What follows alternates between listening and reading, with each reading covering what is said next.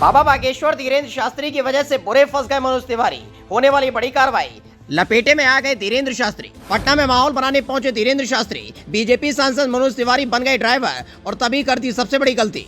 अब न मोदी बचा पाएंगे न शाह कुछ कर पाएंगे। तेजस्वी की रेडार पर आ गए धीरेन्द्र शास्त्री। मनोज तिवारी ने पकड़ लिए कान।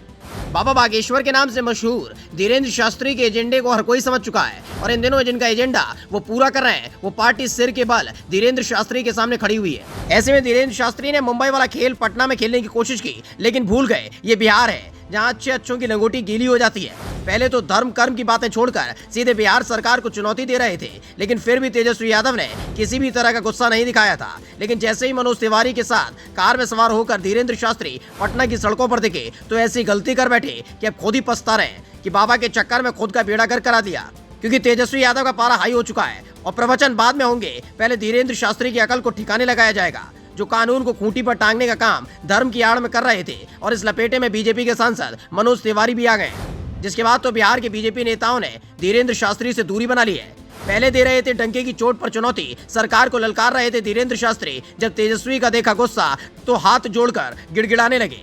पिछले हफ्ते से बिहार की सियासत गरमाई हुई है, क्योंकि जो काम बिहार में बीजेपी के नेता नहीं कर पा रहे थे वो काम बाबा बागेश्वर के नाम से माहौल बनाने वाले धीरेन्द्र शास्त्री से करवाने की कोशिश की कि कम से कम धर्म के नाम पर लोग जब धीरेन्द्र शास्त्री के बहकावे में आएंगे तो बिहार में खेल कर लिया जाएगा। धीरेन्द्र शास्त्री भी बीजेपी के नेताओं के बहकावे में आ गए। जो गोल मुंबई में खिलाया था वही काम पटना में करने की कोशिश कर दी।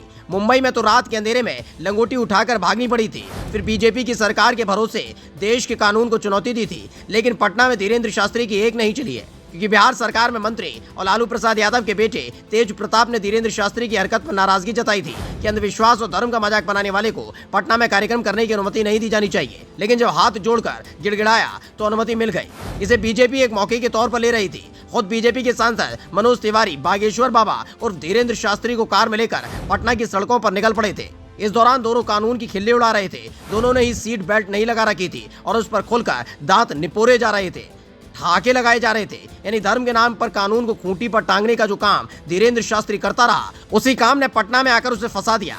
लेकिन सबसे मजेदार बात यह रही कि इसमें मनोज तिवारी भी फंस गए, क्योंकि गाड़ी चलाते वक्त उन्होंने भी सीट बेल्ट नहीं लगा रखी थी। इसकी वीडियो सामने आते ही अब बड़ी कानूनी कार्रवाई की तैयारी हो गई है और हो सकता है कि प्रवचन से पहले धीरेन्द्र शास्त्री सरकारी मेहमान न बन जाए। इसके बाद तो पूरी बीजेपी सहम गई है कि धीरेन्द्र शास्त्री की हरकतों की वजह से उल्टा बीजेपी के और बुरे दिन बिहार में न शुरू हो जाएं। और अब हालात ये हैं कि धीरेन्द्र शास्त्री को बिहार में पूछने वाला कोई मिल नहीं रहा है।